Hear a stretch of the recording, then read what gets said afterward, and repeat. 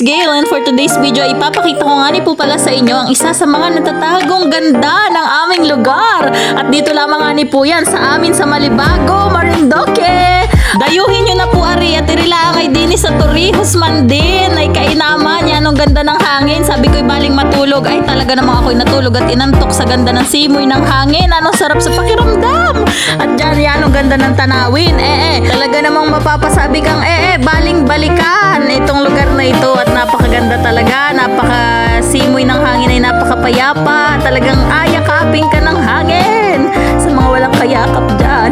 At ako nga ni po pala hindi nakapagligo dito. At ako po'y merong red tide. Si ate ko na nga ni ay red tide nga ni.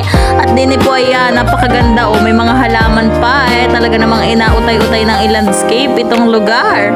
At dito nga ni po ay di nag-video-video ako sa napakalinis na swimming pool. At talaga naman transparent ang tubig ay talagang malinis at kitang-kita mo ang ilalim. Kaya nga ni po pala kami ay nairi ay dahil birthday nung aking pinsan. Shout out Laika Macdon.